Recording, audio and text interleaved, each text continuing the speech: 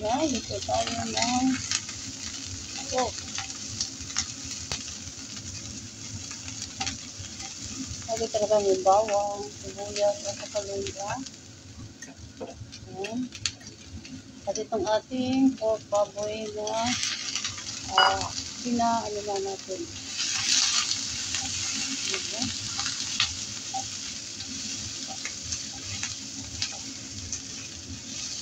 Ito ay minatamis na ito, no?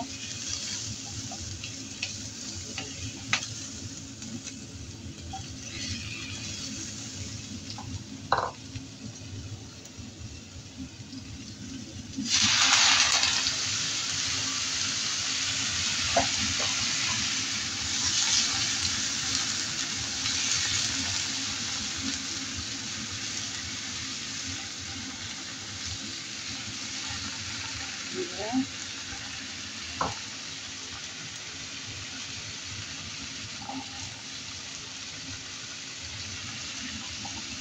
Ilagyan natin ang ating potato. At isahan na natin ito. Ayan, may tinta na siya. Okay. Ayan o. Parang bibita na siya na.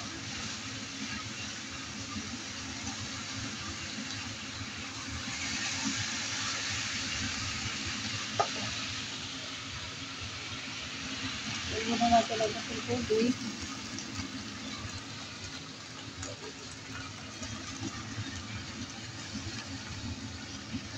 Yan, oyster sauce yan kung ano meron kayong seasoning. Ayan, so pwede mo dyan. Yan. At mahinang apoy hanggang sa lumambot siya. Yan. Yan, thank you for watching. So, ganyan lang siya. Timplahan mo lang ng kunting sugar. Pag medyo maalat, ito na mag-adjust. At gusto mo siyang papulain, dagdagan mo lang siya ng ketchup. Ayan. So, ngayon, lalagyan natin ng ketchup. Ayan, nilagyan ko na ng ketchup. Ayan, so, ketchup yan, kaya namumula na siya. Haluin na ba natin?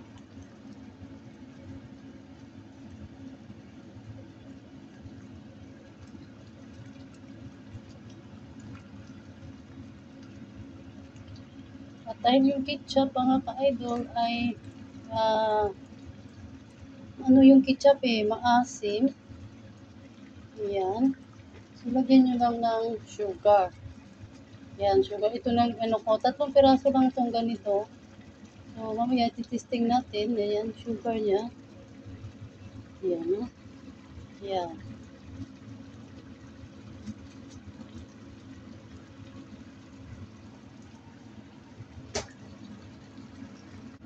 Ayan na mga kaidol, balikan natin. Ayan, pulang-pula na siya. At medyo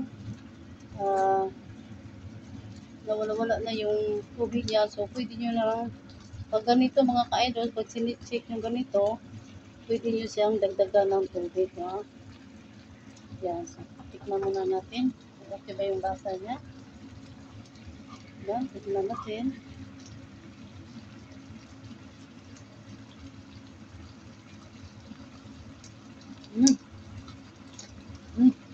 Yan, masarap na. Yan, dagdagan ko lang ito ng tubig mga ka-idol.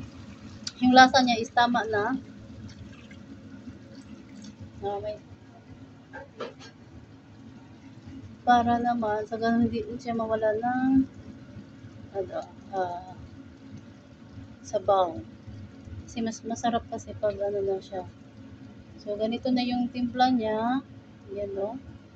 Huwag nyo nilang dagdagan ng pula-pula kasi mamaya ito, lalapot na naman ito ulit. Ayan, so, kailangan ng total mga ka-idols is 45 minutes.